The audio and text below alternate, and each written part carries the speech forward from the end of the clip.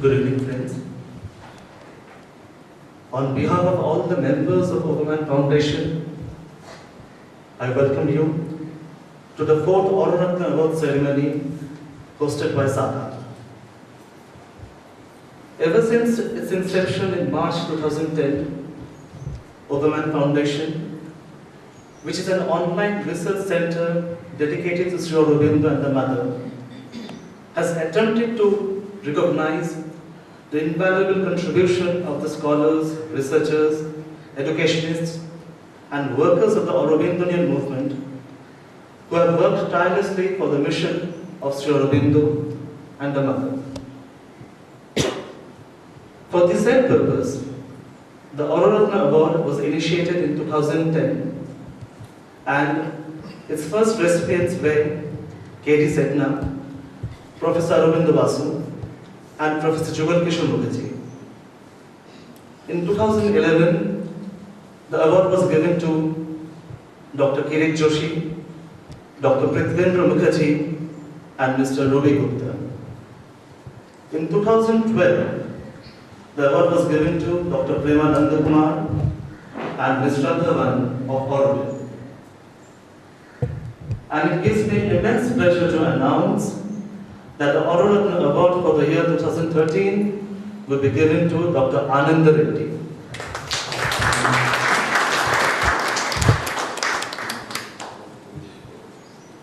Dr. Ananda Reddy requires no formal introduction in the Aurobindonian community. He is one of the best speakers we have amid us. He is one of the finest exponents of the Aurobindonian yoga and philosophy. He is the creator and director of this unique institute called Sakar. And above all, he is a wonderful human being. Sri Aurobindo has once said that the ultimate value of a man is not to be measured by what he says, or by what he does, or by what he becomes. It is to be measured by what he becomes. So keeping that in mind, I would like to say that undoubtedly the achievements of Dr. Reddy are great, but he, as a person, is much greater than his achievements. So, it is a privilege for us to give the Auro Ratna Award named after Sri Aurobindo to Dr. Reddy, a sincere and faithful child of Sri Aurobindo and the Mother.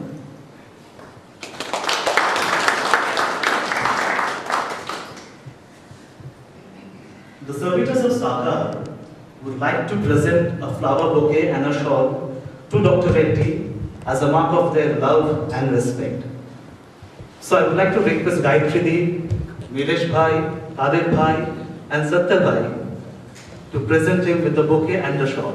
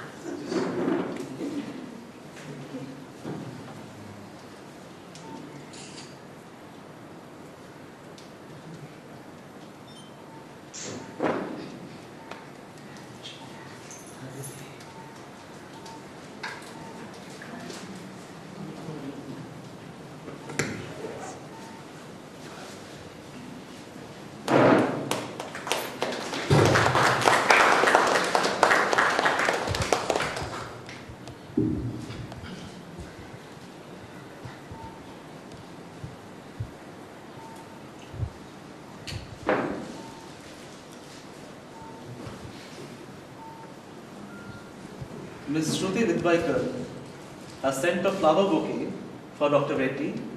I would like to request Gayatri Di to present this bouquet to him.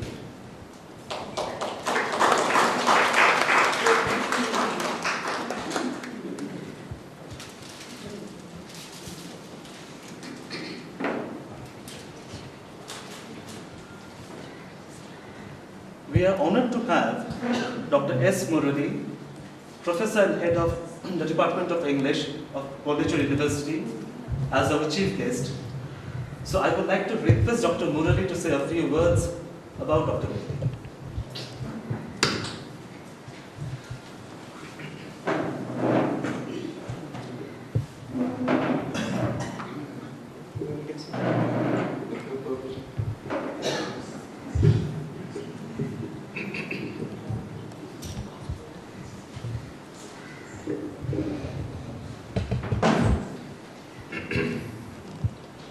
Good evening, dear friends.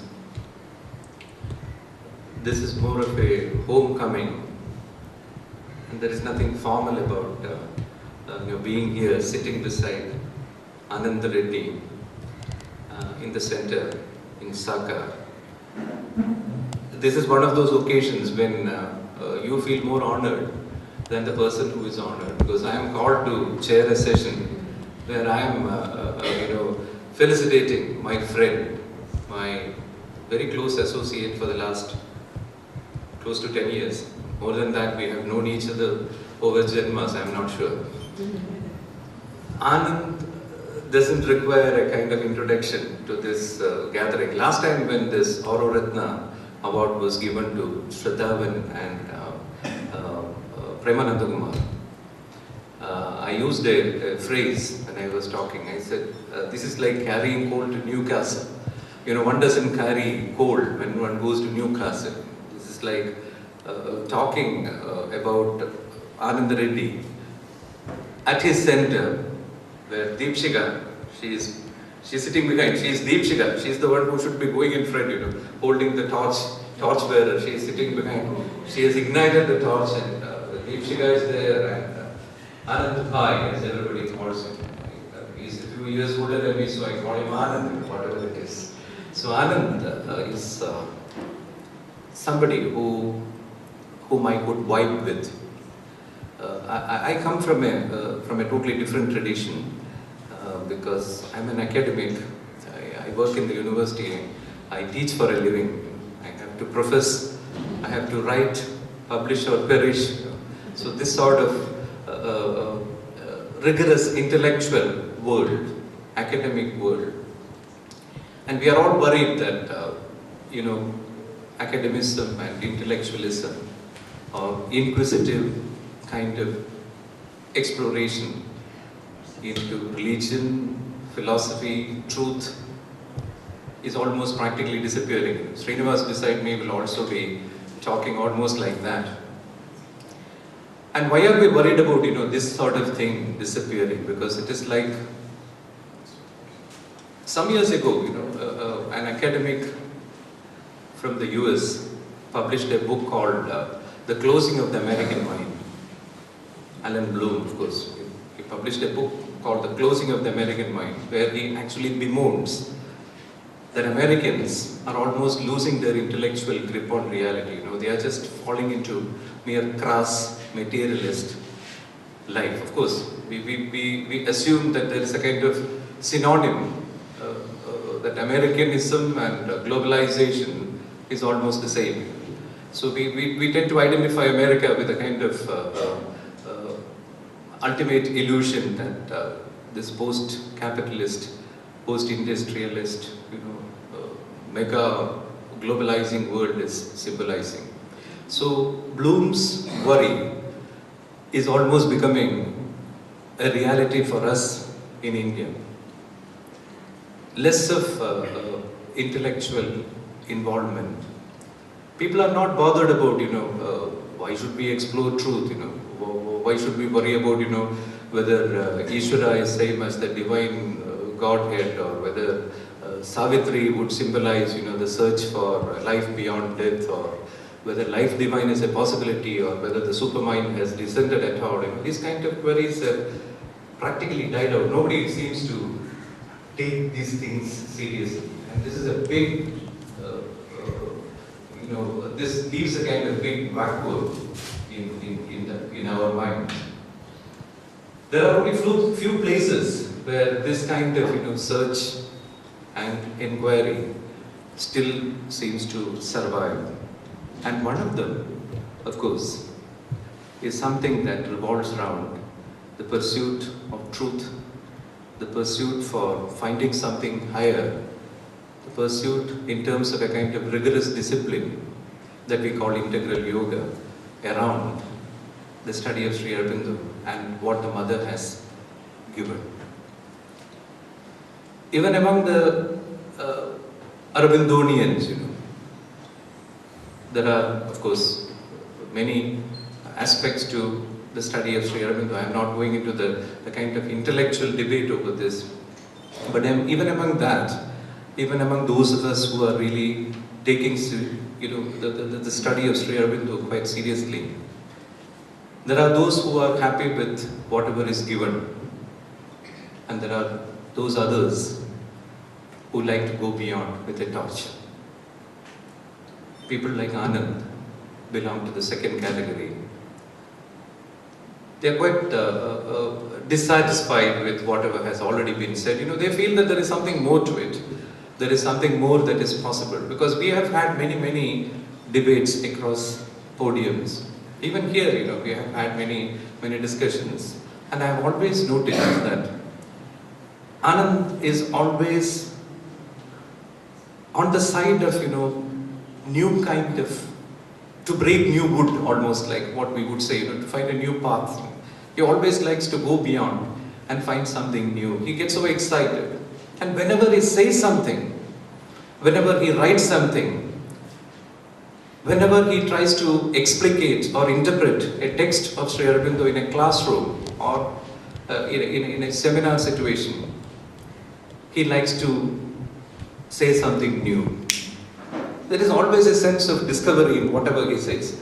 I'm not just making that a kind of platitude. I mean it. Whatever you give him, whatever topic he is talking about, be it philosophy of Sri Aurobindo, or philosophy in general for that matter. Of course, he was a professor of philosophy. He has taught, he has taught overseas. In fact, he has gone to Bangkok and taught there. And he was with us in the Department of Philosophy in our university.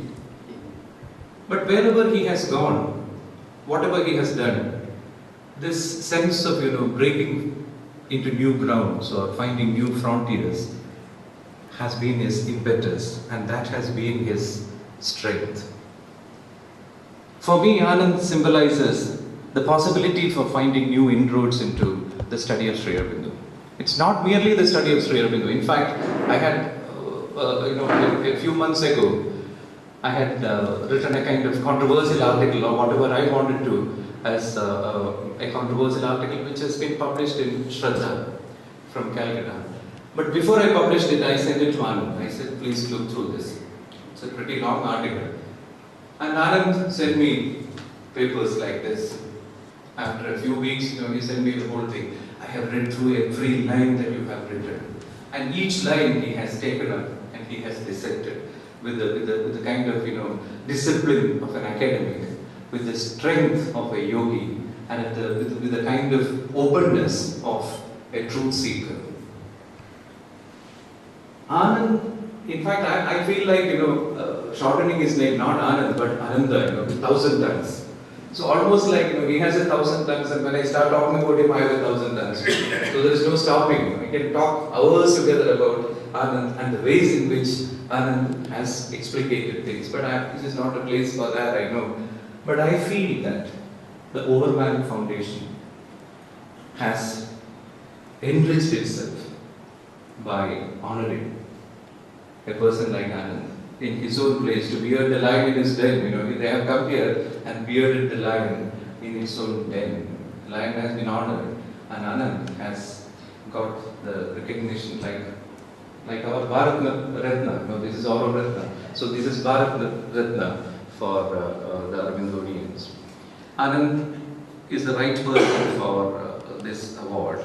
And you can see, two people had got the award last time. They had to split it. This time only one person. So he is standing for two. Shraddhavan and Premaji. This time Anand. Audience. So Anand really congratulations.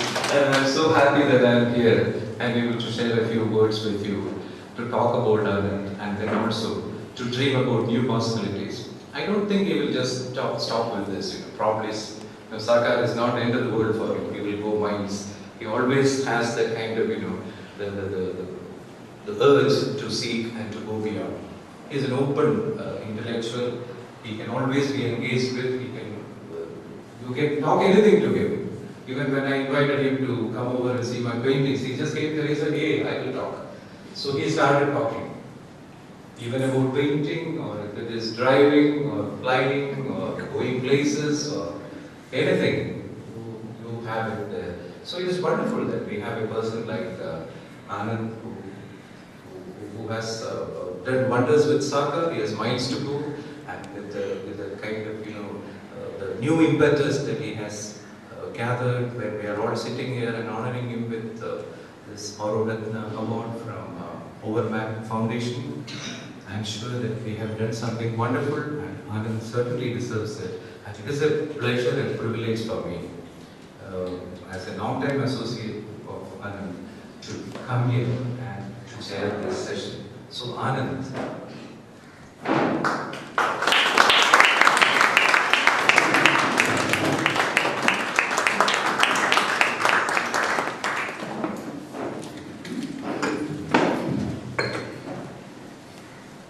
thank you so much, Dr. Murali. It was so sweet of you. Now, I would like to request Dr. Srinivasa, who is also from the University of Pondicherry, from the Department of Philosophy, to say a few words about opportunity. Good evening to you all, respected elders, distinguished scholars, ladies and gentlemen. On behalf of the Department of Philosophy and on behalf of my own family members and on my own behalf, first of all, let me congratulate Dr. Ananda Reddy, who is fondly called by his friends Anand. I call him Anand, for receiving this most prestigious Auro Ratna Award for the year 2013.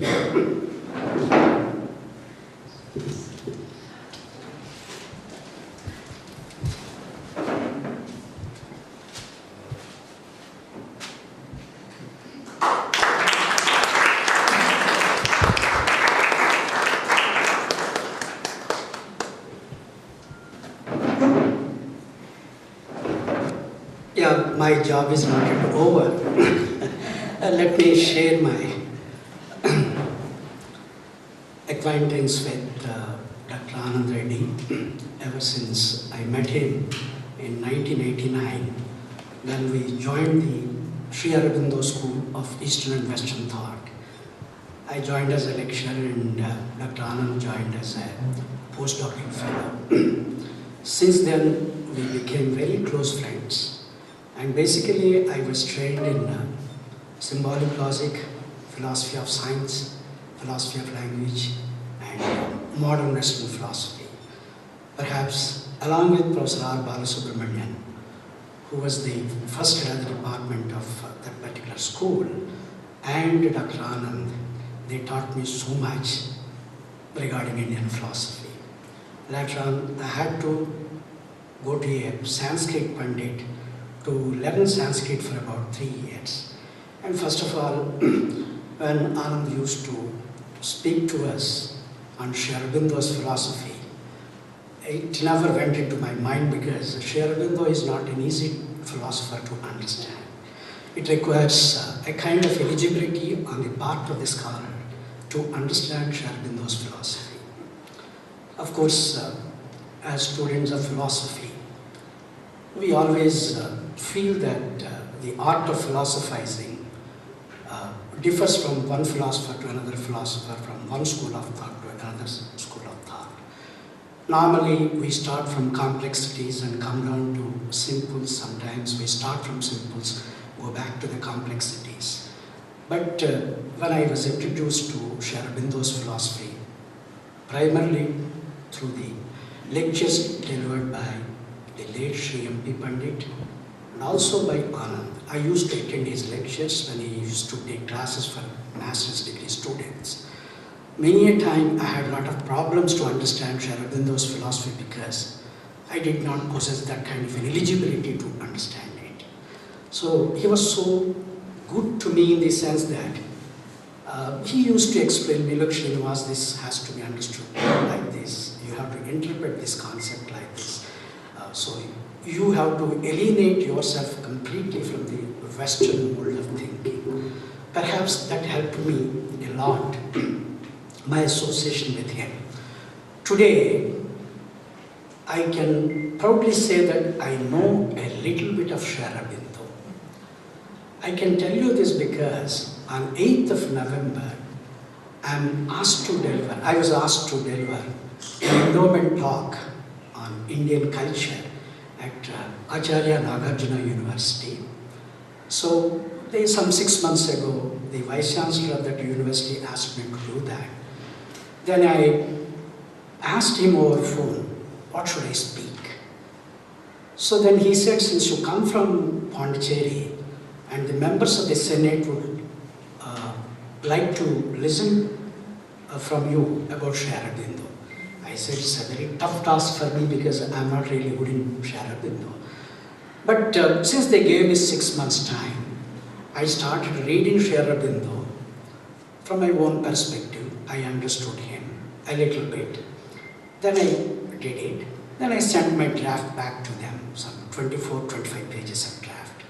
Then it was sent to some expert which I did not know. Then finally they approved the draft. On 8th, I delivered this lecture. So, as a Guru Dakshina, I can give the copy of my lecture to Anand.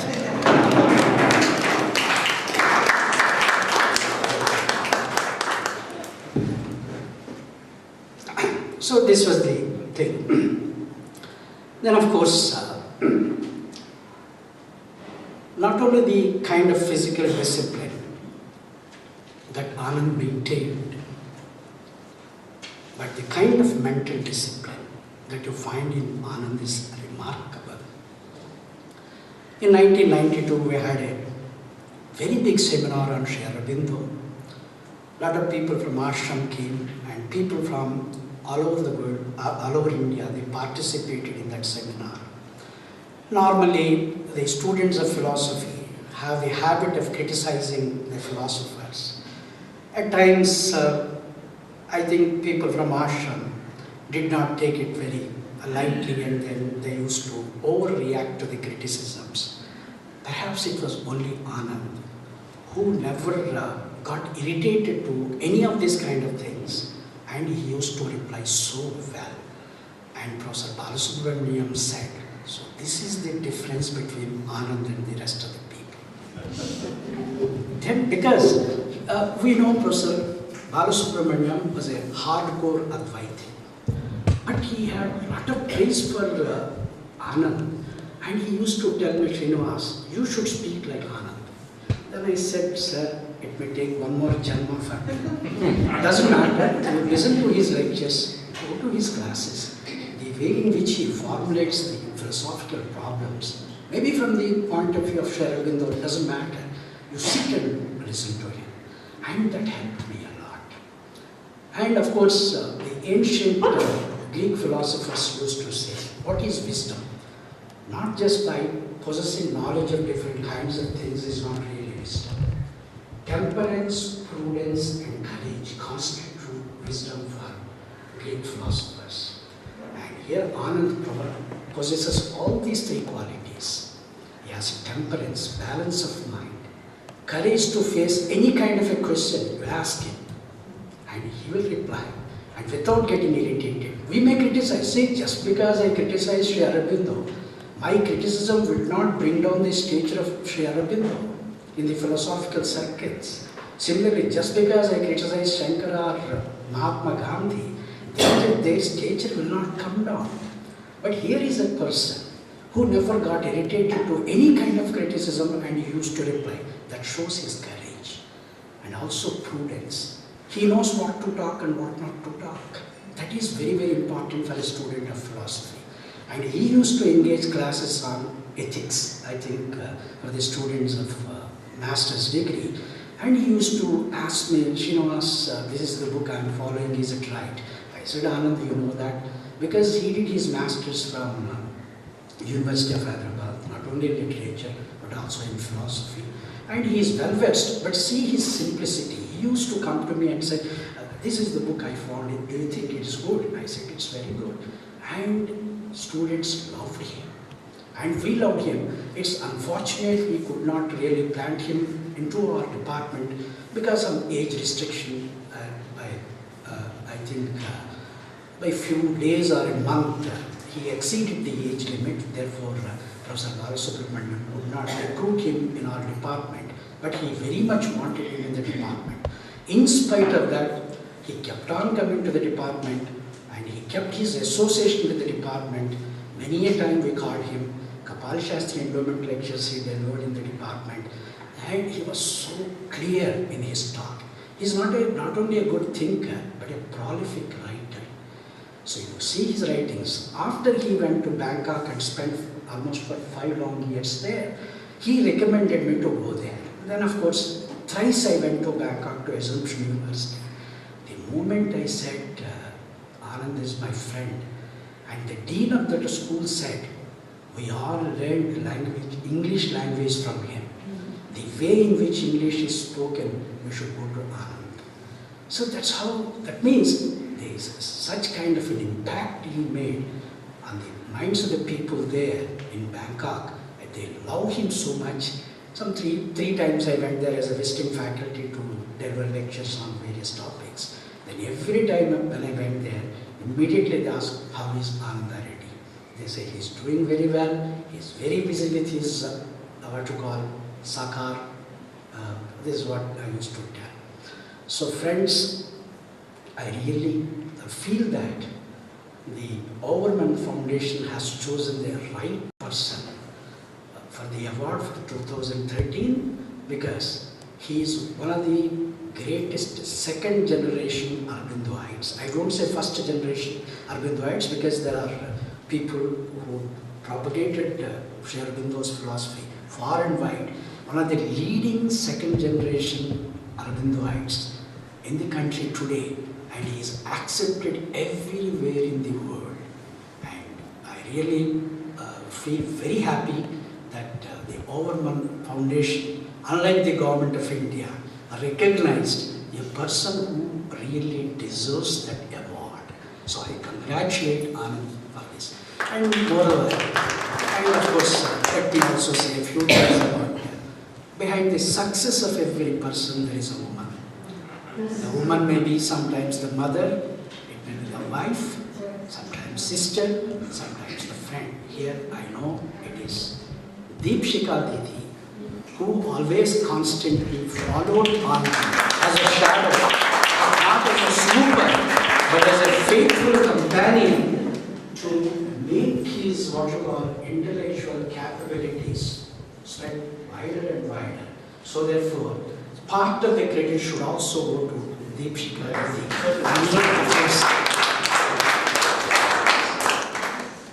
These few words, I once again say that I'm extremely happy that Sakar called me to say a few words about Anand, but there are so many things to share about Anand. I don't think this is the time to do that. And friends, you know that, and your association with Anand, I need not explain and introduce you more about him, and through his writings, through his speech, you know what kind of a person he is. Thank you.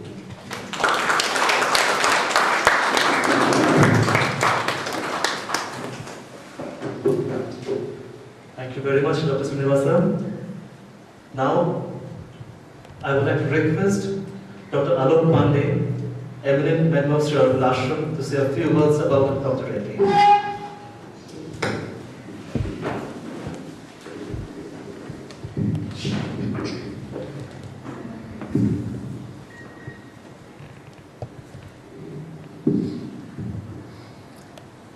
I had actually come to rush back to the sports ground, but certainly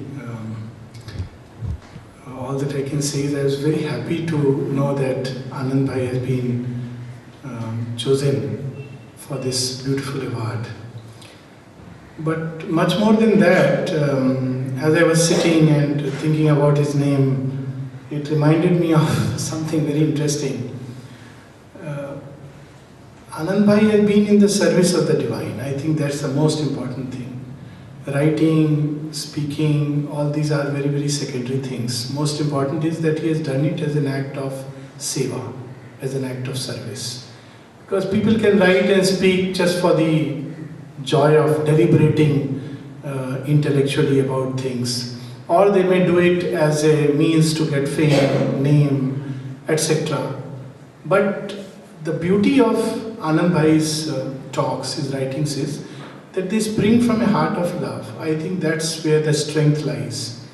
And when you serve the divine or do something to serve the divine, there is a wage, when we do service, there is a wage which one gets. Of course, that reminds me as an aside, one of aphorism of Sri Aurobindo's that to be God's servant is something, God's slave is greater.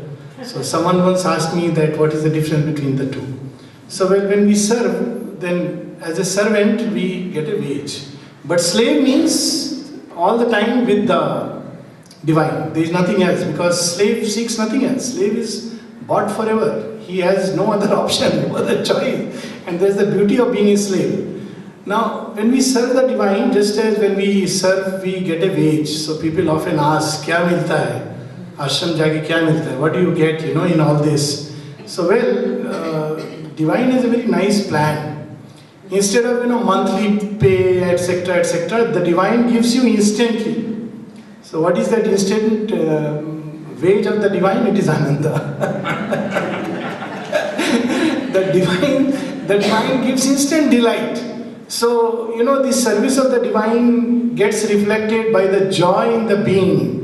And that's the beauty. Whenever you see him, you don't have to even speak to him. The spontaneous smile, the joy in the heart which gets reflected. It's because he's doing all this not as something personal. Even this beautiful institution, it has been done as an act of love. And that one can see the way he has gone about the whole thing and the way his steps have been guided and led as someone who has been chosen. There are many who are called, that's a well-known biblical saying, Sri Aurobindo speaks about it. But some are chosen for something very specific and they are given all that is required for that service. And without a shadow of doubt, Anand Bhai is certainly chosen. He's chosen for this work. And so everything that is needed, the divine provides him.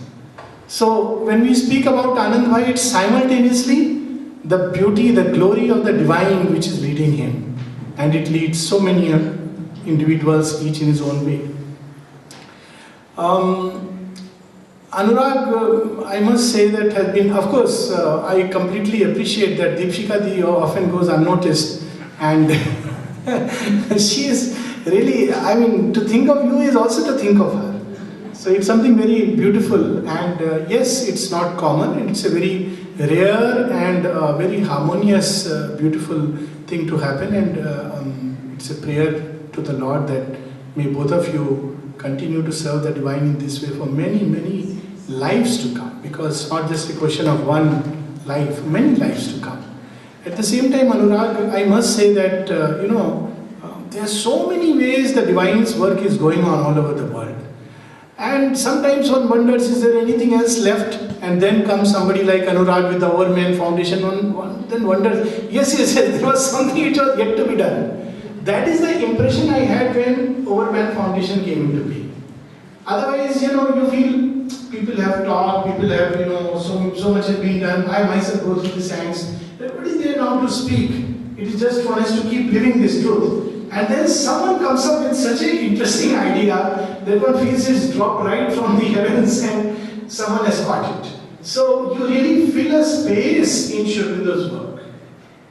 Everyone is engaged in it in so many ways, but you fill a space which was necessary. And when that work is done, then one wonders, why didn't somebody think about it earlier? So I'm very happy that something like this has been done. Not only about the Auro Ratna Award, of course, that's one of the things, but the kind of research work and the work that you are doing on Sri Aurobindo and the Mother. So, it's really wonderful.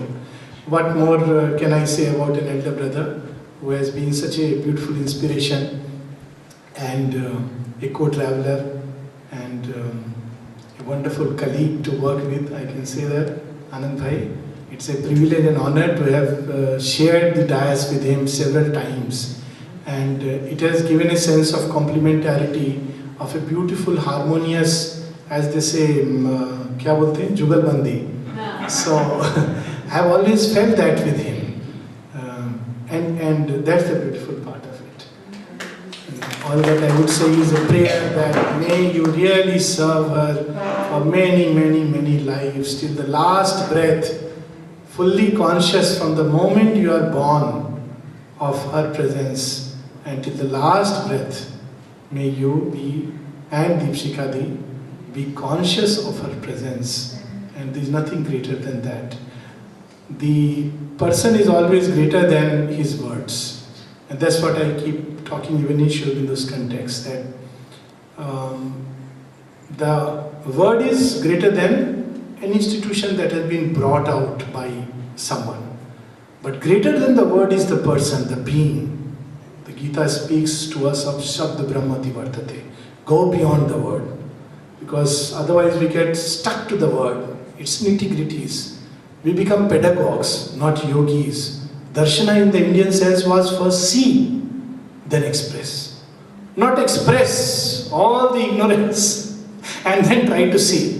So with Anand Bhai, he is a philosopher of that category where he has seen and then he expresses what he has seen. So this philosophy is something authentic.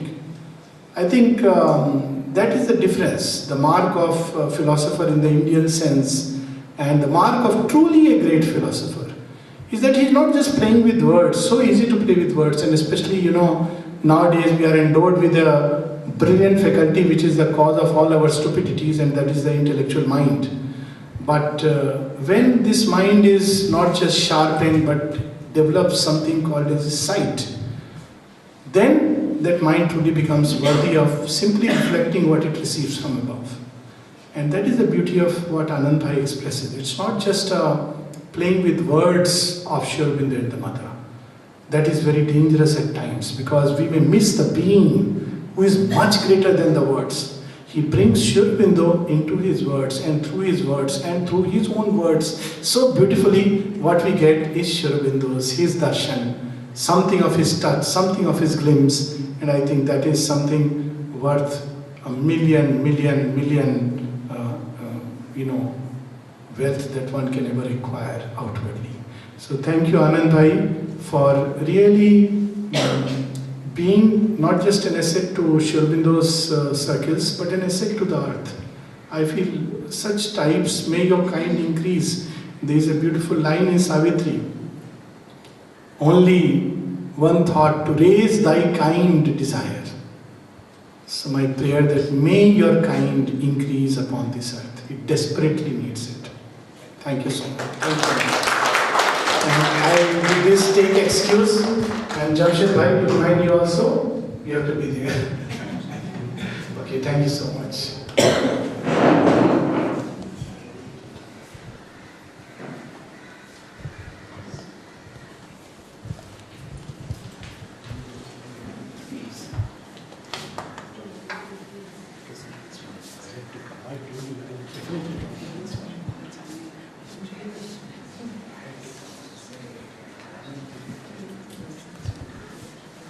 Thank you very much, Alokji. Now, I would like to request Dr. Larry, who has been a long-time associate of Dr. Reddy and a friend, to say a few words.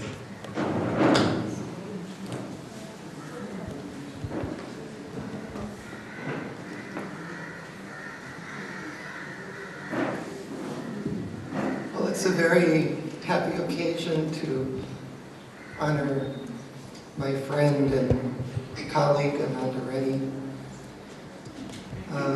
I'll just say a few personal words of my relation with Ananda and work with him.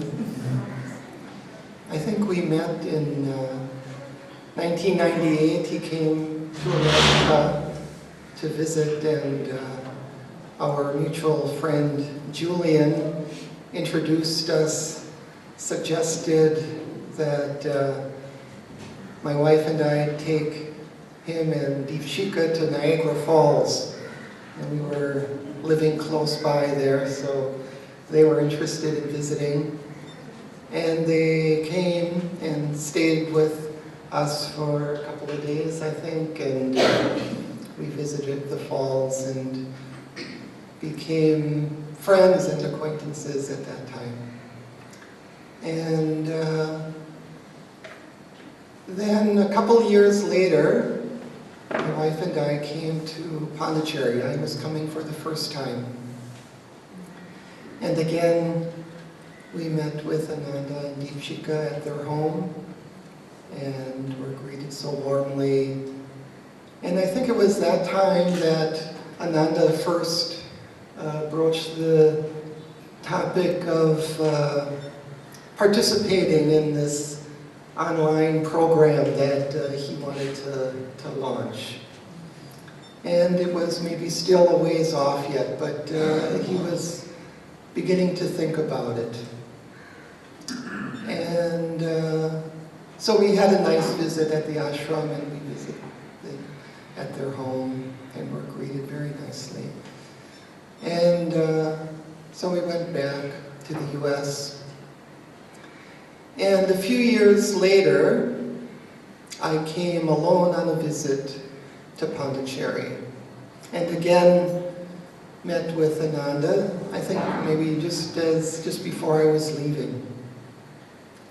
And he again talked about the online program that he wanted to launch at Sakar. And I said, yes, I'd be happy to participate in this. And thinking, I can do this from the US, it's an online program, never thinking to come here. But after returning to the US, then I was seized by this strong desire to move to Pondicherry. And I wrote Ananda and asked, could I join you there at Sakar? And he was so welcoming, so warm. Yes, you please come, you work at Sakar, you also have a place to stay, to live here, and we will look after you. And so after several months, I shifted from the US to Pondicherry and stayed here at Sakar. And we launched this online program. He was then ready to start.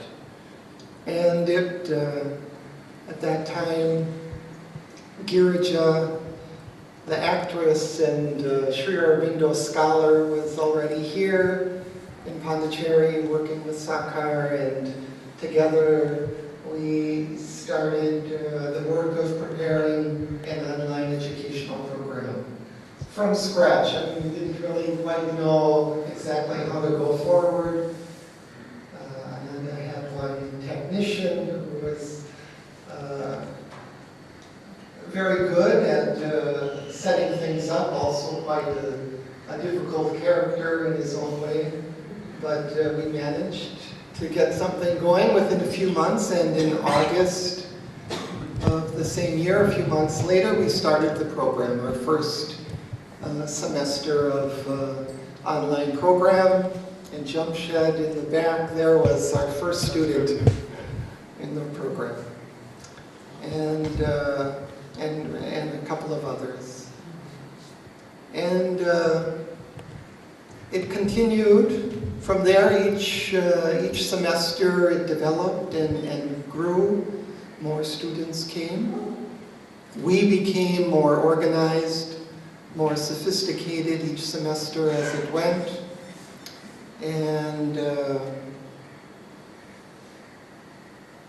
eventually we joined up with IGNU, and it began to, the ball was rolling more, and we were getting more students, and we had then developed it into a more sophisticated program where we were having, masters and PhD students and MPhil students and postgraduate diploma students and certificate students. So we had quite a diversified program. And this was, I think, one of the big dreams of Ananda, to be able to present in a in-depth way Sri Aurobindo's teaching to students, college students. across India and across the world. In so many institutions, universities around the country, around the world, Sri Aurobindo is hardly mentioned, is hardly known. And so this was one place where students could actually study Sri Aurobindo in an in-depth way. I mean, we had, our classes were 16 weeks long, and in these programs, students were taking, 8, 10, 12 different classes on Sri Aurobindo in all the different areas of his thought. So they really got a deep introduction to Sri Aurobindo and Mother's teachings, which is something that was not possible really anywhere else, I think. And quite a few students have gone through the programs that we had in either the shorter programs or longer programs.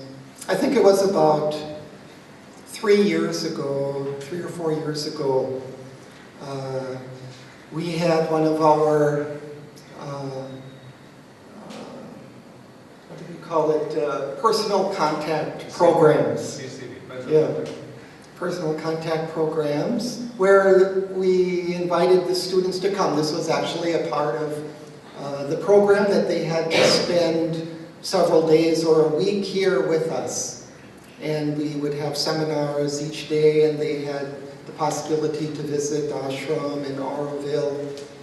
And they were staying here at the guest house that was then built, I think. And Deepshika Didi was cooking. Instead of like catering the meals, Deepshika was like cooking for everybody. We had maybe 12, 15 students, I think, here with us for this program.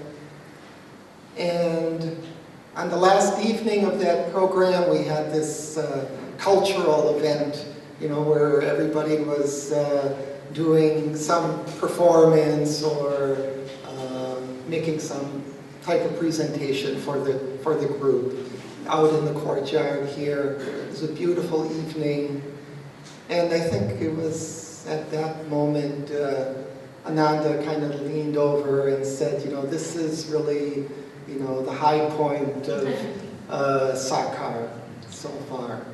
And it really was a beautiful moment with all of these students here, then being together for maybe 4 or 5 days of intensive talks and lectures, and just sharing and having meals together. It really was, a big family. That was always something part of Sakar. It was not just like an educational institute. There was always this kind of warm and family-like atmosphere that was here. So I wanted to share about that experience, which I've been closely associated with, working with Ananda over these 10 years, doing this work, offering these online classes. At the same time, this is only one aspect of Ananda's work. He is also doing so many other things, giving talks regularly in the ashram. Each of the darshans, he was giving a series of lectures here every year. He's giving annual talks at Nainital. He's going out across India, giving talks at different places where he's invited. He was going abroad, giving, going on tours to different places in Europe quite often. He was taking care of work at the Hyderabad Center, being the head of the board of an institution there, and I believe they have several trusts where they're doing various work around Hyderabad in the area. So many things. He's continually writing articles for journals. Sometimes I just pick up a journal and here's another article by Ananda that I hadn't, even known that he might be writing. Books have come out, not only his, based on his various talks that he's giving continuously, but also publishing books of other authors here at Sakar and working on those, often, designing the covers for the books, doing various things in order to make all of these various projects come to fruition. So sometimes, Ananda works too hard. Sometimes he was literally fainting on the floor from exhaustion during some of these. Sometimes we really didn't know whether, he was going to, really recover. He does too much. He was traveling all the time, working, writing, talking, doing lectures, so many things. So I just want to close just by saying, that I'm very grateful for all he's done for me, looking after me for these 10 years, and also for all the work that he's done for Sri Aurobindo and Mother.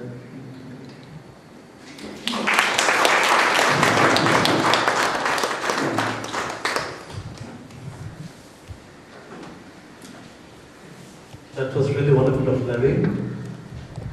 Now I would like to invite someone special, someone who has been a dear friend of Dr.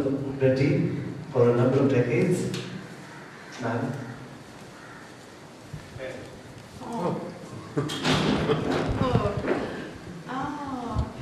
I was so enjoying to hear how everyone has experienced Ananda.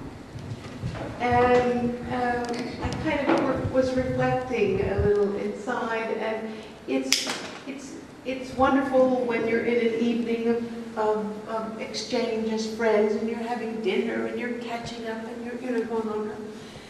But it's another when you attend one of his talks. And I so enjoyed the remark about his presence of Sri Aurobindo that comes through, because we take our friends not for granted, but in a way, of course, they're your friends.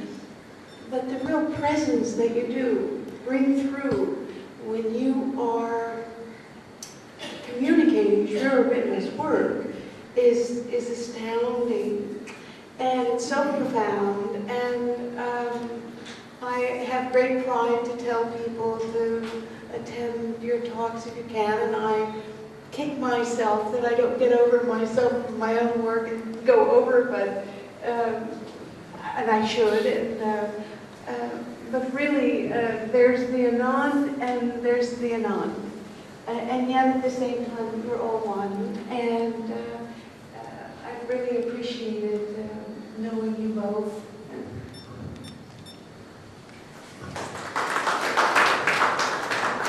Thank you, madam. It was indeed very lovely. Now, another dear friend of Dr. Reddy, Mr. Lalit Modi, I would now like to request you to say a few words. Over to you, dear friend.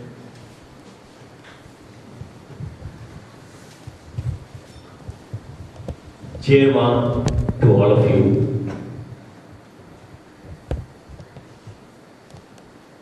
Anand and Anurag both have sort of schemed to place me in the midst of intellectual giants, philosophical giants, academic giants, and spiritual giants. I really feel like a dwarf among them. And particularly when all these gentle giants have spoken so much about the nobility of the giant of all giants, Ananda Reddy, what more can I say? A little dwarf indeed. On the philosophical front, or the intellectual front, or even the spiritual front, as far as Anand is concerned, I am like Sudama. He is the Sudama of the spiritual world, of the little spiritual world that I am involved in. So obviously, that makes him my Krishna. But Anand, on the professional front, the role is reversed. I will not allow you to be a Krishna of the professional world.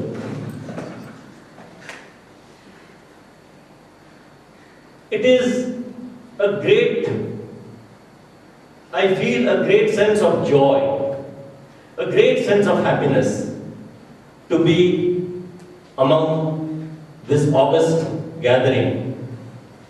In fact, this is the first time I am addressing an august gathering like the one I am sitting in front of. Anurag, I should thank you very much for choosing our dear Ananda Reddy, our dear Dr. Ananda Reddy, for the award, the Auro Ratna Award. Having conferred, or the award being conferred now on Dr. Ananda Reddy, I think I will take this opportunity of addressing him now itself as Auro Ratna Dr. Ananda Reddy. Or let's say Auro Ratna Ananda Reddy. I have taken this initiative addressing you as Auro Ratna Ananda Reddy without taking the permission from Anurag. Sorry, Anurag. Permission granted. Thank you, Anurag, for that. Anand's nobility, Anand's culture, Anand's generosity, Anand's truth, honesty, in my opinion, now I'm using the word in my opinion because this is how we prepare our audit reports, and somehow we get into that language, and this is definitely not a forum for projecting audit reports. But in my opinion, this culture, this honesty, this generosity, this nobility comes from his parents, his father and mother. Anand, I know as a friend, adores his parents. And mind you all, adoration is, the word adoration is normally used by a person when he shows his love for the Almighty.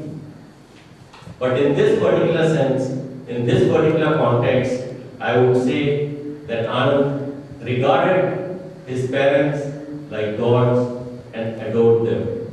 And that's where all his inspiration came to him in gushes and bounds, like the Ganges.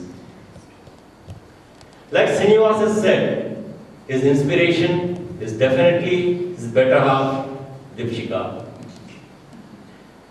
Such a wonderful person, always with a smile on her lips.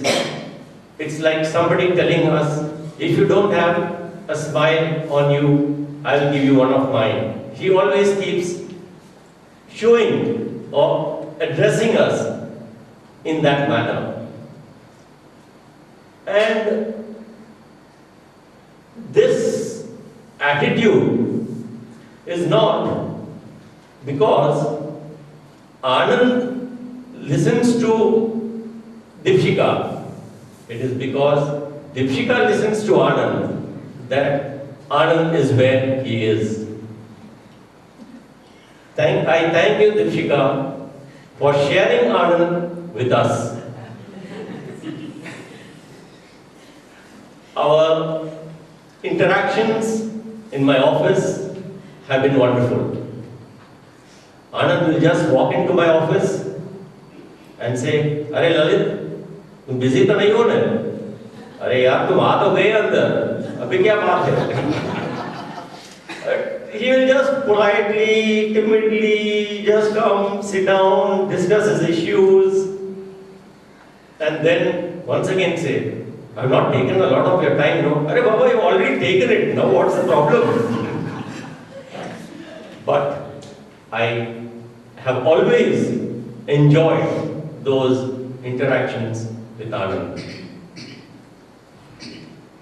He established his Sakar on 24th of April 1998. Please correct me if I'm wrong.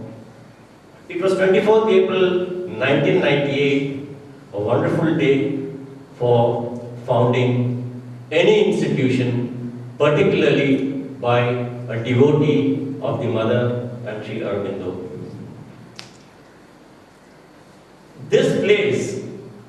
In this place, one can definitely experience and feel the presence of the Mother, because Anand has kept it as sacred as any temple can be.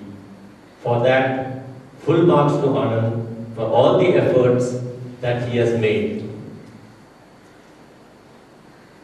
He is something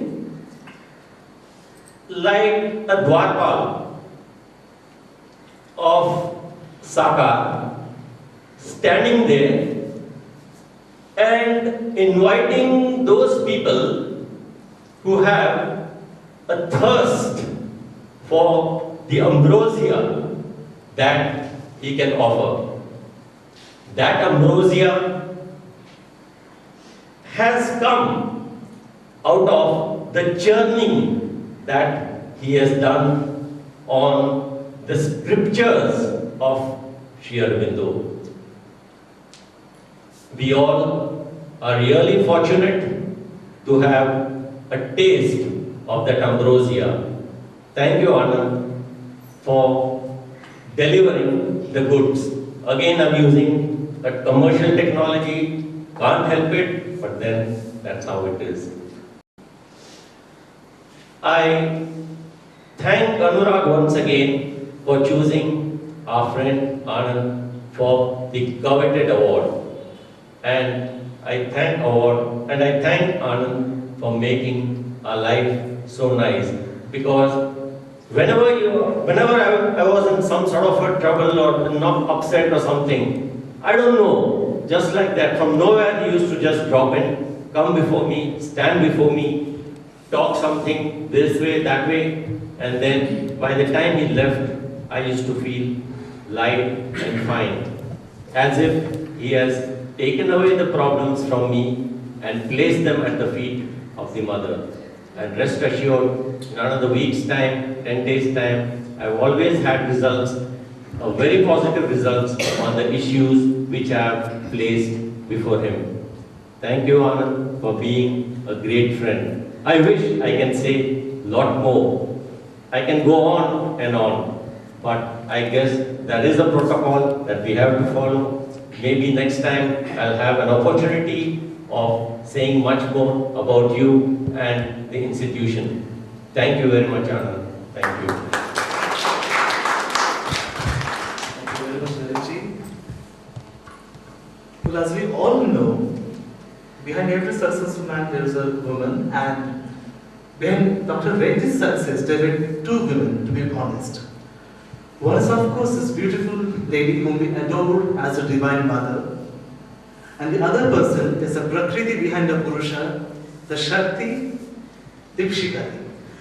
Now, right from morning, I've been trying to convince her to please say a few words, but though she treats me as her own baby, but for the first time in so many years, the mother is not listening to her child. So if I have your support and kind cooperation, maybe please request her to please come here. You have succeeded.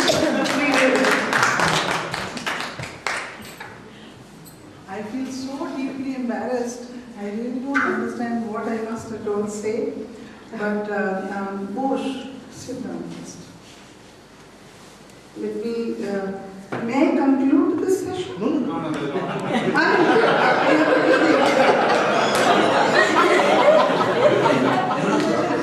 Let me give the award, I understand. But before the final... We do have two more speakers. We have two more speakers. Samosas are getting cold. You should have told me. So, everybody speaks only for 5 minutes now. You know, you make it. All right. As you say. Yeah, he's been telling me this really very honestly. It's been all a story of grace, as you all know. Building of Sakar and everything, and then Modi helping us, Lalit helping us, and every one of you helping us. It's been a story of grace. All I can say is that, of course, this is also true that Anand was given this responsibility of making this center as an academic center, where Sri Aurobindo studies will be, will be done. Certainly. That initial dream, you might say, or the Adesh, whatever you can say that was of course given by the mother, and all the support given by her, but instruments are all of you, and it got done something very beautifully. I have not done anything. In fact, I've learned a lot while Sakar was coming up, because I was, as I always say, quite a non-believer in grace and things like that, you know. And he used to say, no, once she has said it will happen, I have seen it. He had seen the building of Sakar before it was materialized. And later Hutaben had said that it had materialized in the subtle worlds. She had seen it a few years before.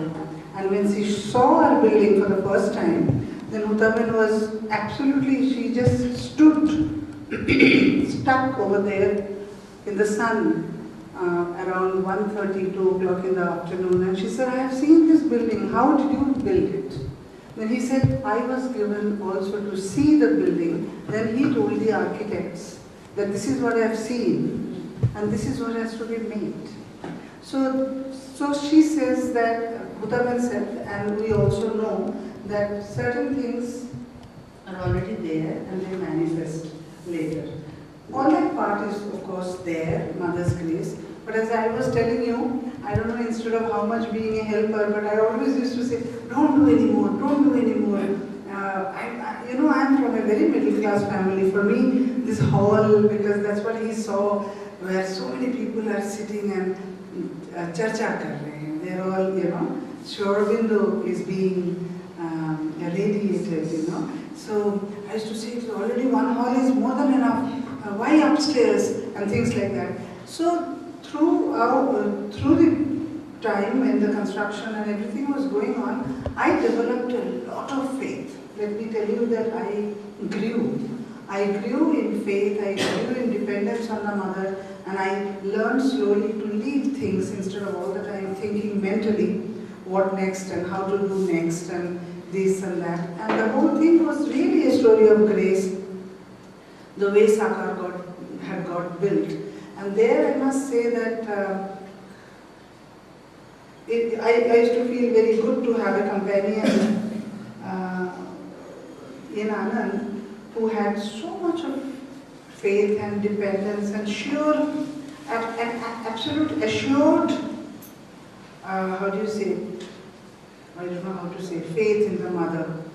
I used to think very big about myself. I came when I was 13, 14 and I have so much dependence and faith in the mother. But it was very much tested during those years when this was being built. And I had so many questions and doubts. So I grew also in my small way, little way. It has been a very good journey with him. We have had lots of ups and downs, as everybody has, and especially somebody who does a work like this has a lot of criticisms also, praises also, and difficulties also. So to go through all of those have been certainly a kind of a growth. There is no doubt about it. And as Alok said, that I would like all of you to pray that we can go on working for the mother, because this is what exactly in one of the conversations mother had also told him his future work was to be involving himself in these things. So I also think and she had told me to work in the field of education. So when I help Anand, whether it is in his Life Divine books or anything else, I just feel that I'm helping him in a project that mother had given him. So it is that work. So that makes me feel very happy, that way. Ananda, what more to say? Nothing more to? About Anurag. I must say something about Anurag. Anurag is born in 84. He is not even 30.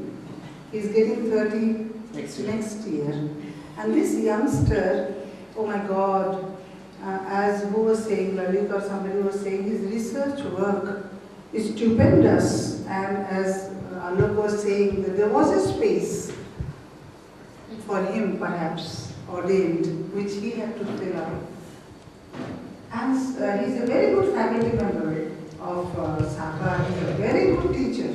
Very, very good teacher in his subject of management, is it? Yes. Management, adored by his students, extremely hardworking, this youngster. The other day I came up, I haven't been coming for some time, my brother passed away, I was very sad. And I came the other day upstairs and what I see, the library door is open. So usually I'm very careful about the library because we've got some very good books which are no more in print. I said, who is this inside? I see him sitting, squatting on the library, is so congested on the floor, and he says, Vichikati, this is the treasure house. I wonder why I didn't come such a long time here. From now on I'm going to come here, and I'm going to stay here, and I'm going to be in the library all the time. Very hard-working, extremely studious, and he's so young, so I must appreciate, and I just wonder what a wonderful work he's doing. That's one thing we all must know.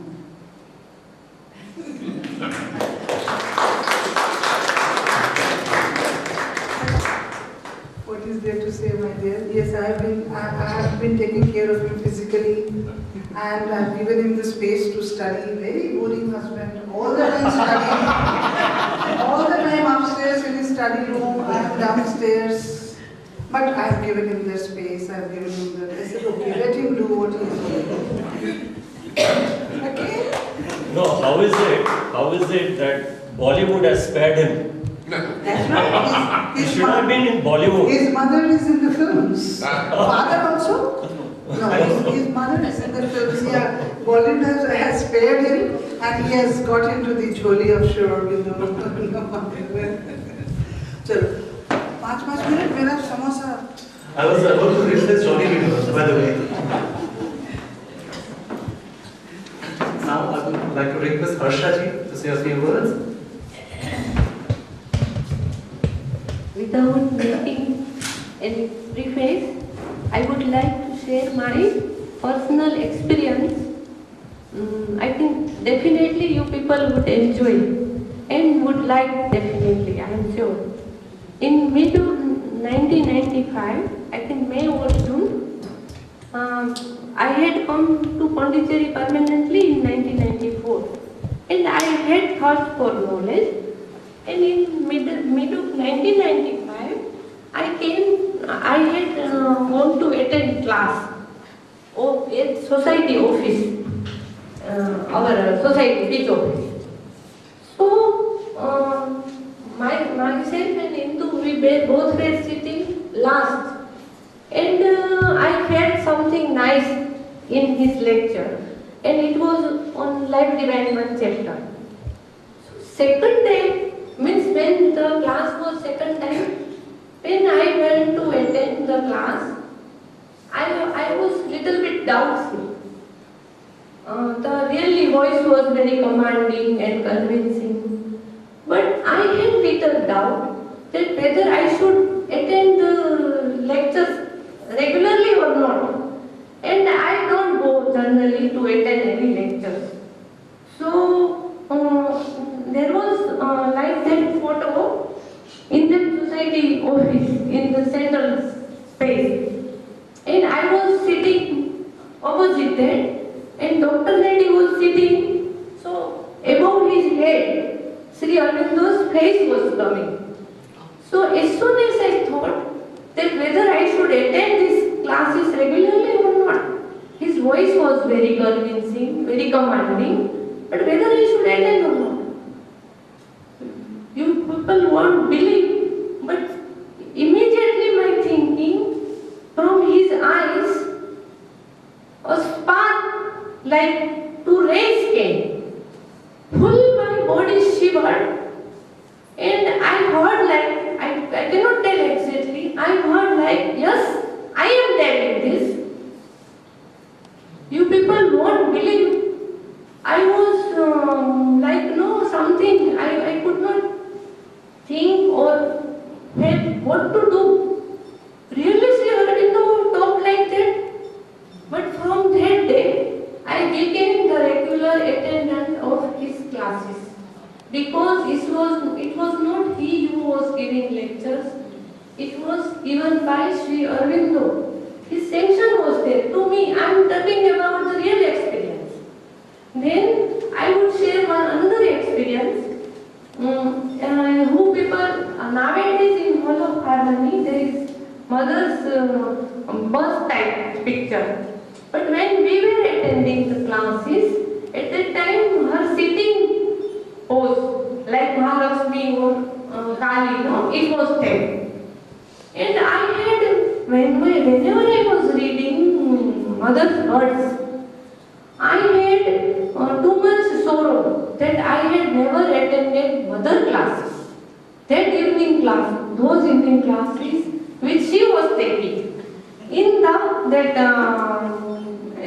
education, that physical education place. So, in playground. So I was so much, every time I was feeling sorry that I was not in that time and I have come very late like that. So once I was always coming earlier to attend my classes, and I was standing opposite that photo of mother. And all of a sudden I felt mother was just asking me, are these not evening classes? Now the time changed, forms changed. So it is the flow of time. So in those times, the classes who were attending, now you are also attending my classes also. From that day, even if I tried to feel sorry, I could never feel sorry that these are the evening classes and taken by the mother only. And I don't want to make, because more words are, I always believe in experience only. Whatever philosophy I have learned from him, now my words are implementation, implementation, implementation. Otherwise, after 1,000 per week, there is no question of transformation or anything, and for what they have come is wasted. So he has given me, and I must must tell that in home of Ananda Reddy, I feel that Mother's grace took a home of Ananda Reddy for me. And I was just, what we call, totally covered by the grace. My whole existence, after 20 years I have completed here in Pondicherry. But I am telling you the truth that I am not the person who had come in 1994 November. Total transformation in my inward existence and outward also. So, if someone is telling me to talk about Ananda Reddy, he is everything for me. I may tell I love my Guru a lot. I did not require his physical presence with me. He is with me. He will remain with me. And I am telling you, he has given me the philosophy which is very difficult to understand in ready-made dish. Not only dish, he has given in my mouth and helped in digestion also. So, you people can understand, I have no words. What praise I can do? I can just tell that this is Mother's grace only. And what I can tell about him, I can even one day full I can talk about him. But it is wastage of words only. For me, I have told and again I am telling you that I love him a lot, but for me his physical presence to be with him is not necessary. He is with me with his teachings, his style, and here one thing I would like which people, these scholar people, because you are not attending regular lectures, no? So you may miss, but he is explaining Sri Aurobindo's work with Mother's explanation. That work, he is sitting there, regular attender, that it is very difficult to understand life divine. But he was coming with Mother's explanation. Anand sir is so humble, he has never told that I am telling or I am explaining. Mostly he has used Mother's explanation to explain Sri Aurobindo. So, I don't want to take more time, but I am honored I could get this chance to talk about Anand sir. I am calling him Anand sir, and I am very, very happy to share with you people. Thank you to you all. Thank you, Harshadi. Now, Satyabhai, please say a few words. Before Didi tweaks my ears, yeah. S-A-C-A-R, Sakar. We all know what it means. Sri Aurobindo Center for Advanced Research. But it's not that. Dr. Reddy one day jokingly said to somebody, it is Sri Aurobindo's child, Ananda Reddy. I'm happy to point out that. But how serious was his statement to become the true child of the master and the mother? We are happy on behalf of Sakar team, that Overman Foundation, to acknowledge Dr. Reddy's work. We thank Anurag Banerjee, the director, for honoring Dr. Reddy. Like everybody pointed out, I also want to thank someone who has played a special role, someone who is deep inside the heart of Dr. Reddy, an unflinching collaborator in Dr. Reddy's work, as she puts it, for Mother and Sri Aurobindo, Deepshika Reddy. I thank Didi, I think she's not here, she's preparing her samosas, yes, for giving great support to Dr. Reddy in his endeavor to reach the Divine Mother. Lastly, I would like to say, like Dr. Murali pointed out, that about Bharat Ratna Award. We all know Sachin, on his retirement, received Bharat Ratna recently.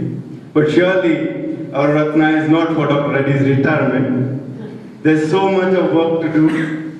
This is just a foundation stone for a new dawn. Yes, another dimension for Sakar. A new chapter of Sakar is already taking shape in Auroville. On behalf of my colleagues at Sakar, I pray for Dr. Reddy's and Didi's good health to continue marching towards the greater dawn. Thank you. Thank you, my dear sir.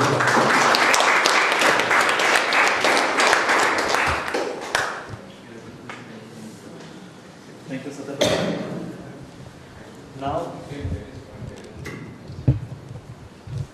Now, I would like to read out 3 messages sent by 3 admirers of Dr. Reddy. The first one is from Dr. Prema Nandakumar. Premaji writes, "It is delightful news that our Ananda is getting the Auro Ratna this year, a most welcome choice.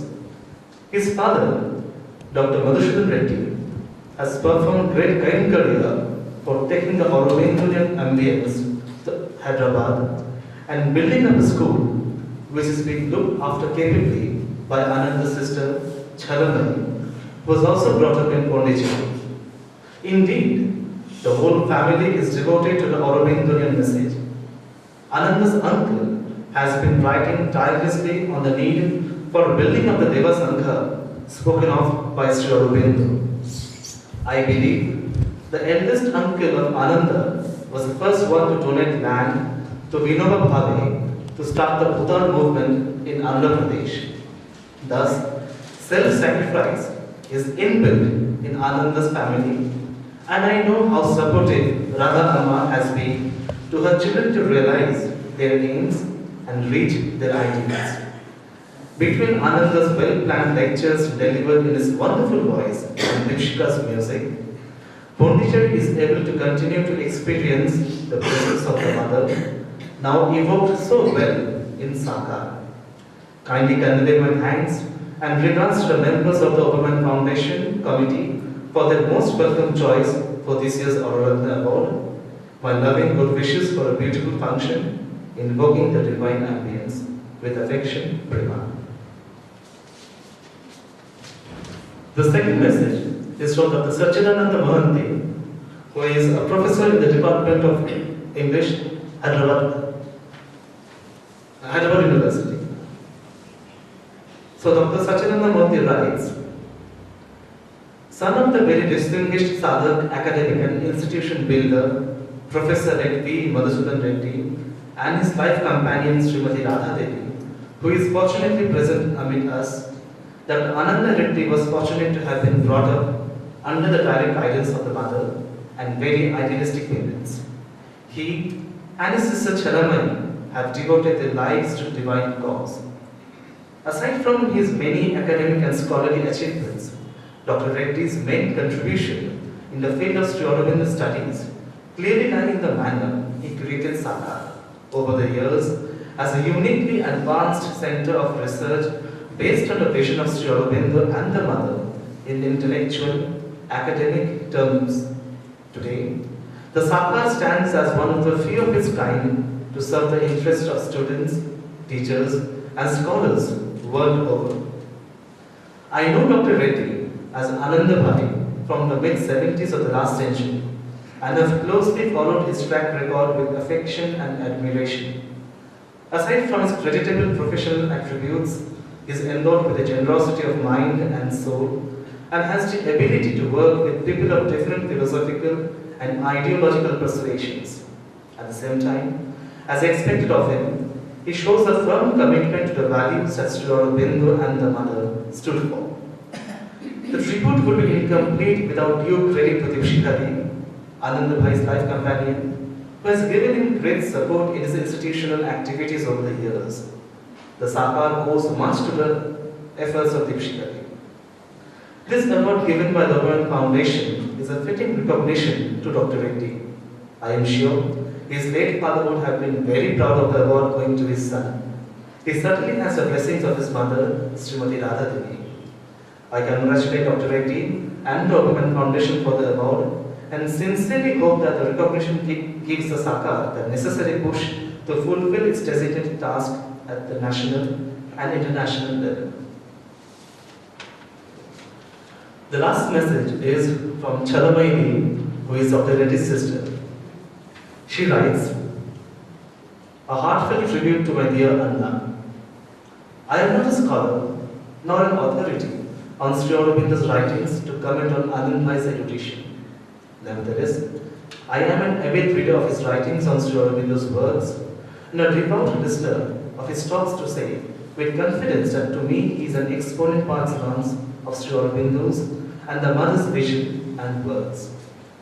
He effortlessly navigates me through the stupendous and sublime ocean of Sri Aurobindo's writings. He makes simple the high, lofty, and metaphysical thought of the master through specific and clear use of analogies and examples, enabling me to better understand and enjoy the profundities and subtleties of his thought. The volume of his study is in itself inspirational, apart from the quality of detailed and in-depth exposition. It's going to keep me happily occupied for some time to come to catch up listening to his recordings. To me, being his sister, philosophical thought is natural, thanks to our father. But what I used to be in awe of what my father expounded of Sri Aurobindo's works is an experience of spiritual celebration when my brother explains and interprets. No wonder and rightly, so my father referred to my brother as his light. Best wishes to you for the years to come, and the mother's blessings to keep you going strong on this journey, wherein you throw light on the master's and the mother's works and help me to grow closer to them. Your sister always, Sharanai. Now there are two more messages sent by Ms. Shraddhavan from Auroville and Professor Shruti Vidwaikar from Gujarat. Miresh bhai?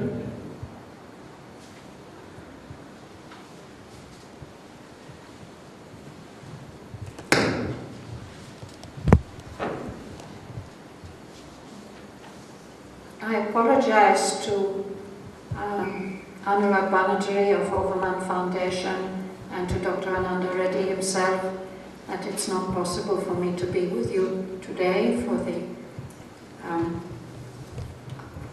conferral of the Auro Ratna Award.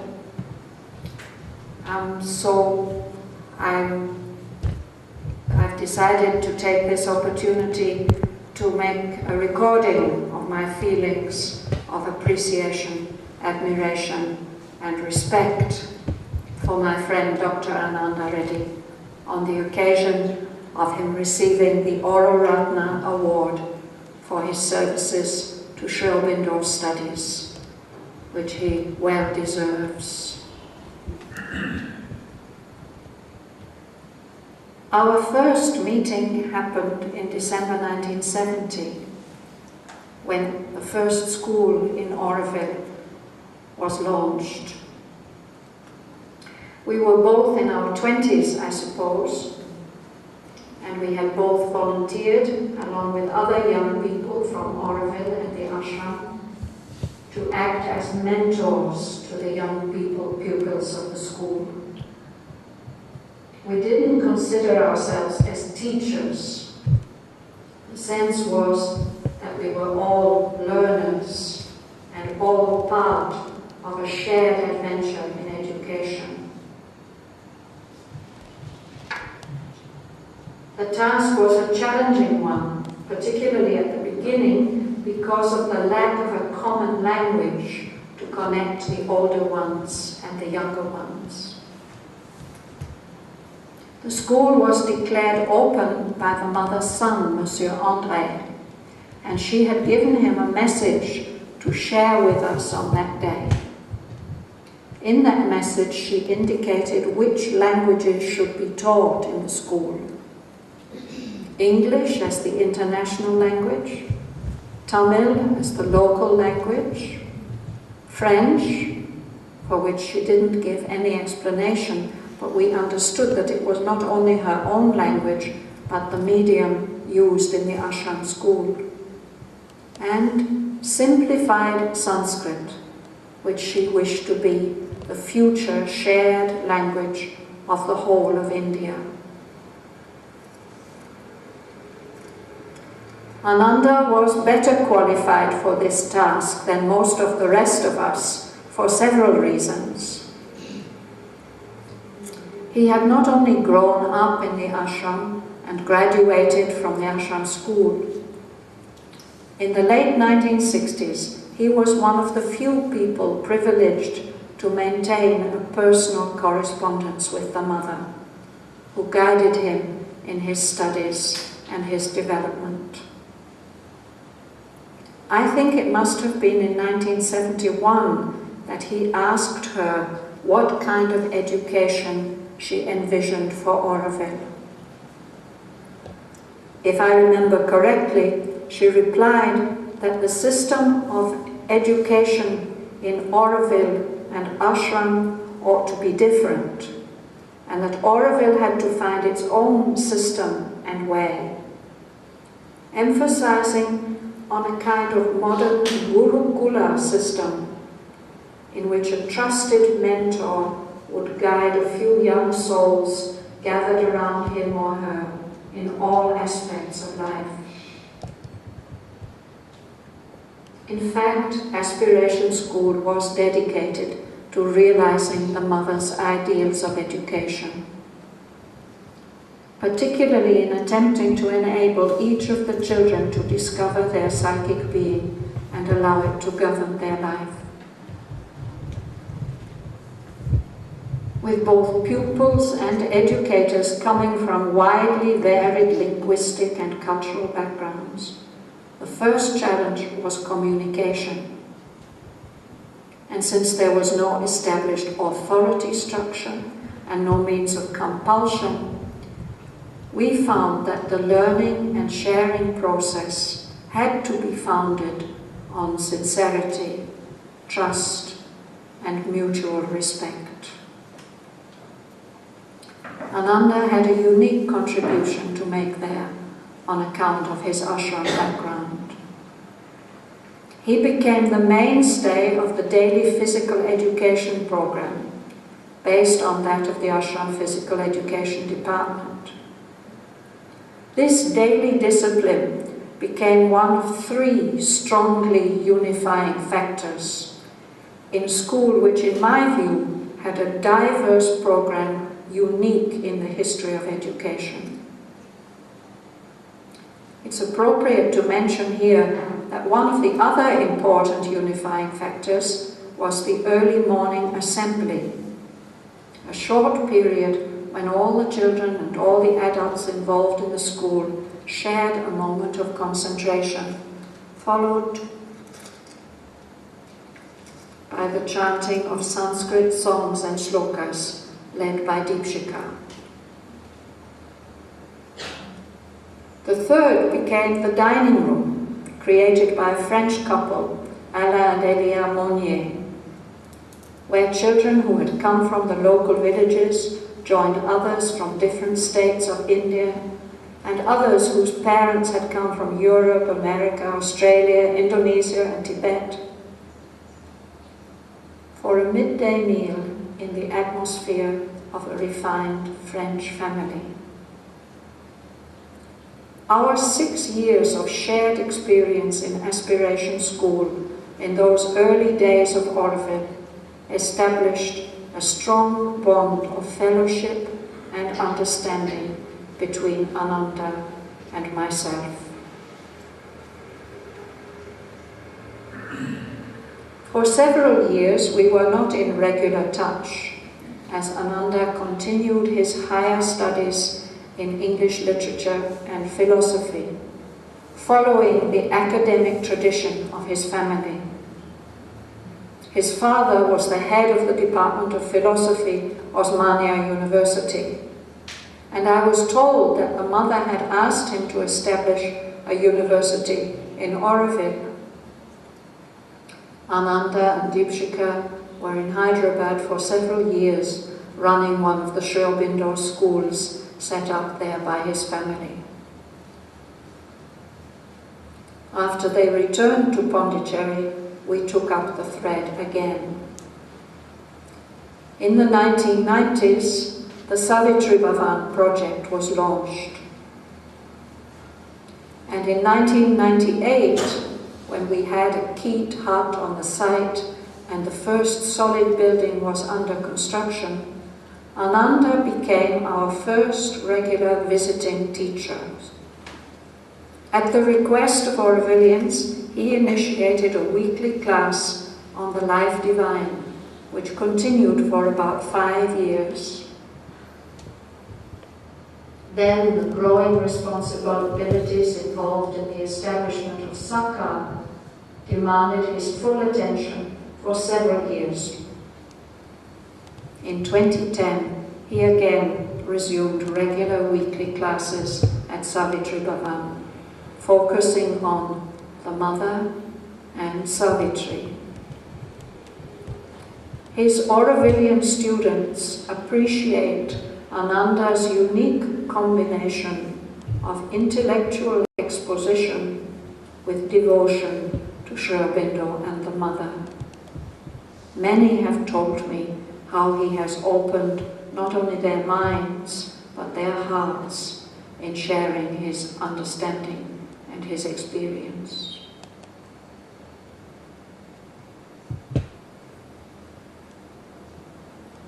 Because of his qualifications, almost alone in the Aurobindonian field, Ananda in his work at Sakha has been able to create links between the kind of study of the vision and teachings of Sri Aurobindo and the Mother that is pursued in the ashram, in Auroville, and in Aurobindonian centers around India, and Indian academia, so that courses offered at Sakha are recognized by the University of Baroda and IGNOU. For all these reasons, Ananda fully merits the award that is being offered to him today. I offer him my congratulations and my best wishes for the continuance of his work.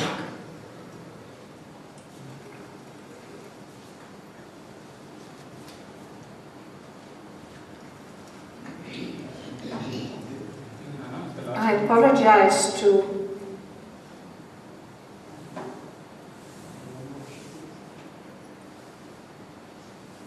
a teacher affects eternity.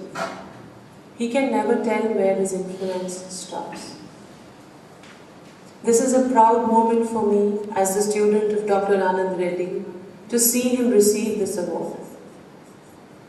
I, Shruti, thank Overman Foundation for choosing Sir for felicitation this year. Very few students actually get the chance to thank their teachers for their unending and overflowing influence in their lives. But I feel extremely humbled to be able to get this opportunity and extend my gratitude to you, Sir. Thank you for being my teacher, my guru, my guide and mentor. We have not seen Dronacharya, Chanakya, or even the mother, but I can proudly say I have seen Ananda, the child of the mother. You have been a constant inspiration from me in work, acts and thought, and of course in your dedication to the mother. As the mother always said, a teacher teaches by being an example. In our modern language we say, the teacher should walk the talk. And I see that happening in you. No matter what you do, the axis of your consciousness is the mother. No matter what you talk, the leverage of your being is the mother. No matter where you go, the focus of your mind is on the mother. For me, you have been a perfect example of a teacher who teaches not merely by words, but acts, by being an example. If I were to visualize you chanting Savitri, only one line comes to my mind that you try to manifest. Forever love, O beautiful slave of God. Your life, I feel, revolves around being that beautiful slave of the mother. And I would like you to know that it inspires me to be that slave of hers. When I try to visualize my relation with you, only one figure emerged in my mind and heart, of that of the mother cat taking her kittens and laying them at the feet of Sri Aurobindo. I see you as that mother cat and me as the kitten. The most important thing about this relation of the mother and the kitten is the mother does not want to be worshipped. She wants the kittens to remain safe with the Lord and to surrender to Him alone. My heart fills with joy and gratitude to you that you have always showed me the way to the Lord. In the dark and dingy days of my life, or in the joyful ecstatic moments of my journey, you have always shown me the path which leads to the house of the Spirit. How and what you taught me, or are still teaching me, I shall enunciate in brief. You teach me to love her alone, by yourself loving her only. You have always proven to me that she is a living presence and not a past. Your presence gives me a glimpse of how children would feel when with the mother, for you reverberate with her presence. Having seen the mother closely, you always say, she is sweetness incarnate. And I feel I have glimpsed that in you. When you chant Savitri, your being overflows with that love and sweetness, and thank her for every breath that you take. By being extremely receptive to new ideas and suggestions, I see you as an epitome of humility. By being uncompromising when it comes to the mother and her work and name, you exemplify supreme courage and dedication of being her hero warrior. Sakar and its work stands as the testimony of time and fact that it is your love's labor for the mother. I bow my head to you to recollect how you have obeyed her alone with utter faith and conviction. Sir, as the quote said, the teacher affects eternity.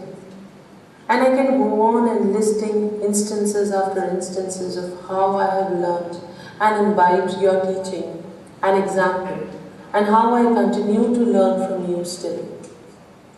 But I would have to rein my words and feelings, which are racing to thank you. But I stop here with 4 lines of verse I have written to get the sour of your life. To be with her is the joy supreme. To live for her is life. To love her alone is my aim supreme. To be born in her, I aspire. Sir, thank you for making this a prayer of my life as well. You have not only guided me, you have raised in me an aspiration to serve and love her. Wherever I am, this is the supreme gift that you have given me for this life. I am immensely grateful to you for these invaluable gifts and ashirvads. I touch your feet and congratulate you on this occasion. May you keep inspiring all to love the mother. Thank you.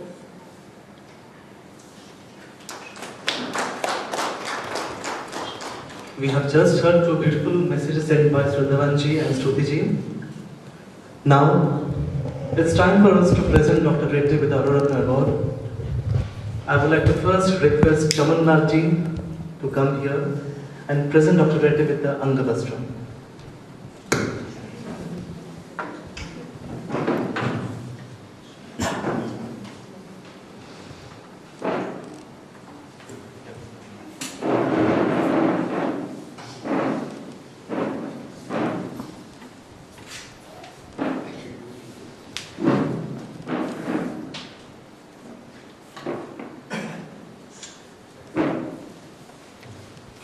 Now, I would like to request Dr. Murali to present Dr. Reddy with the trophy of the Auro Ratna Award.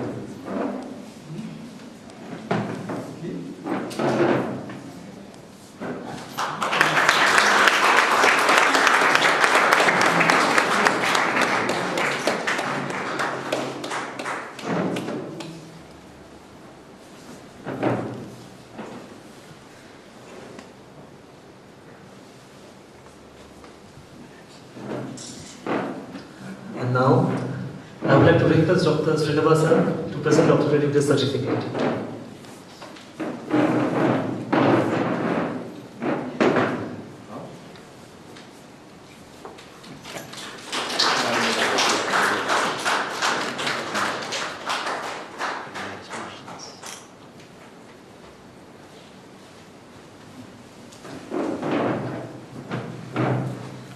Now, sir, can we expect you to say a few words?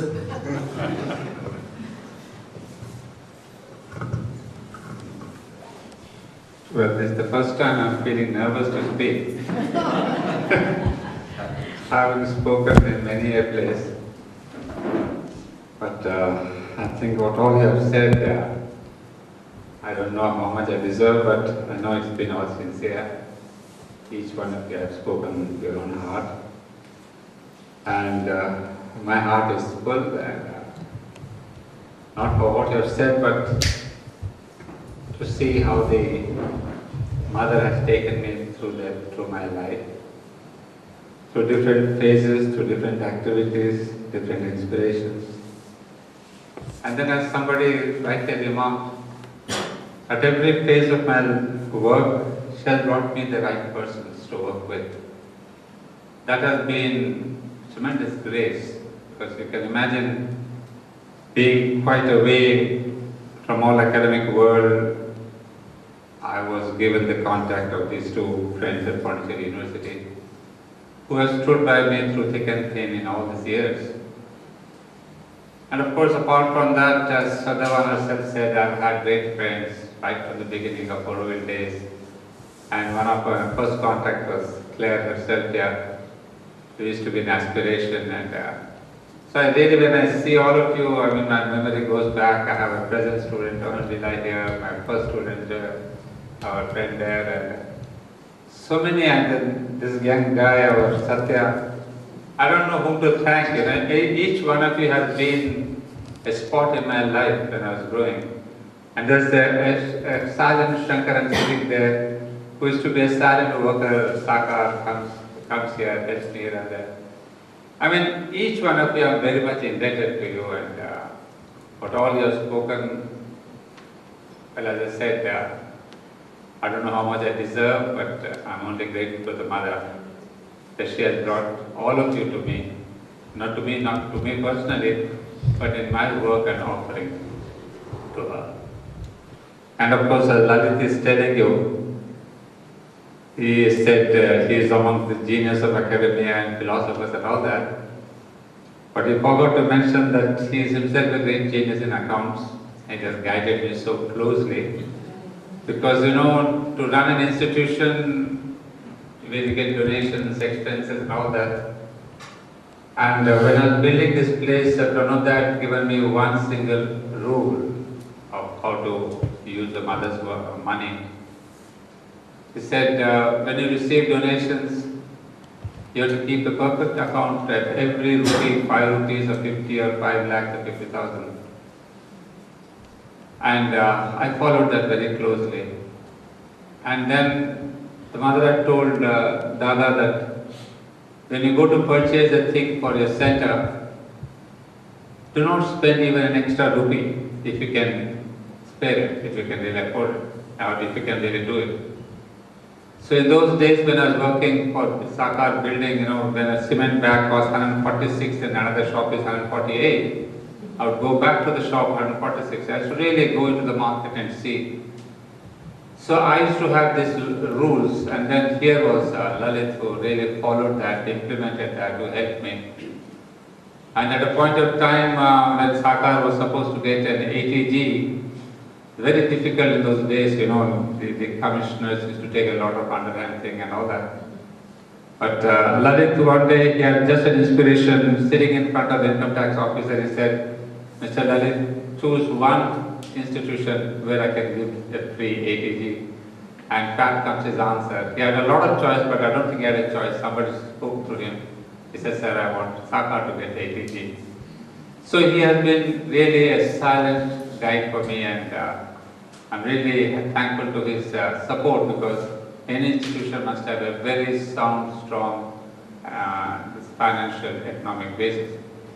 Well, each one, I don't know if I look at each one and something comes out in my mind. And of course, this young man, Anurag, came very late in my life in 2010.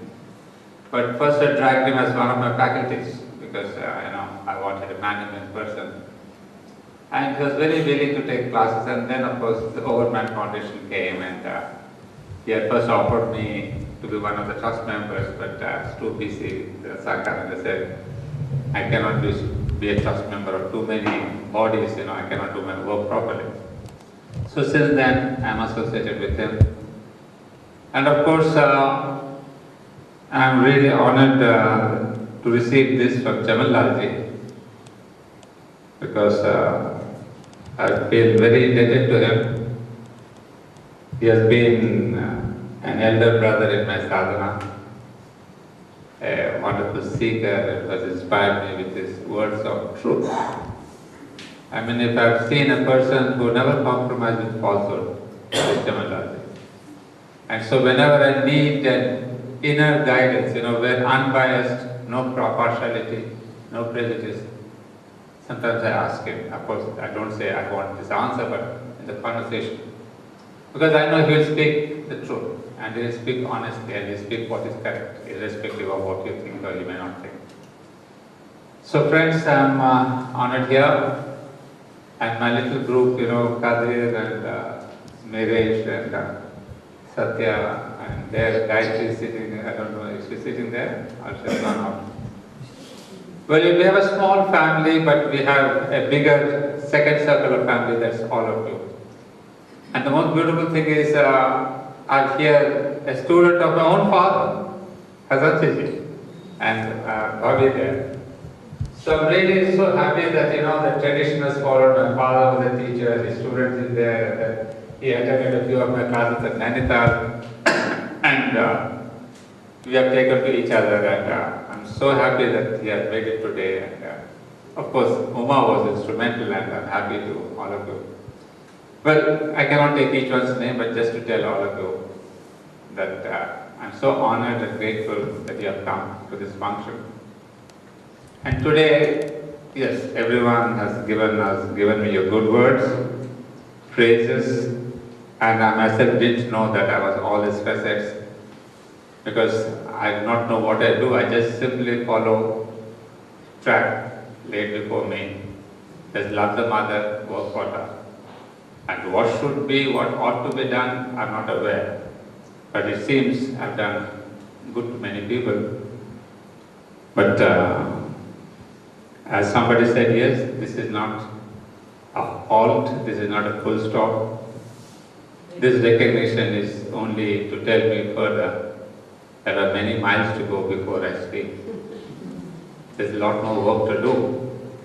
And I wish and I pray and I hope that all of you come with me in the next journey too.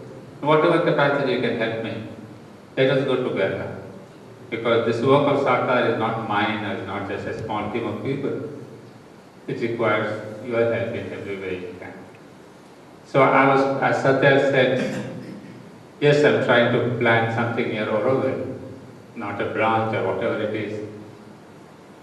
Somebody said, why don't we call it Aurovidya or Sakar, whatever the name. But I have plans to expand and to take a next step. So there, I would like my Auroville friends to come forward and see that we establish something there. What the mother has in her mind, I have no idea. But yes, to buy that plot of Auroville, as Deepshika was telling, even to make this place, I had some kind of a vision or some kind of a dream contact, and I was given this contact, and later Uttarakhand confirmed that. Even the plot that I bought at Auroville has been a direct intervention by the mother. So I know it has a truth, but how it will manifest, when it will manifest, I have no clue at all. But friends, I seek your help, your blessings, your goodwill, so that my journey towards the mother can go on relentlessly. And as Alok said very rightly, yes, that's my single prayer, that let me work for her till the last breath. I know Alok himself has to be my physician perhaps, because my body doesn't really come with my aspirations and inspiration. But it doesn't matter. The body may drop off whenever it's not needed or when it doesn't do the mother's work. But I know I will move on, I will walk on, and with your support, I'll perhaps run on the way, not just walk. Thanks everyone for coming here.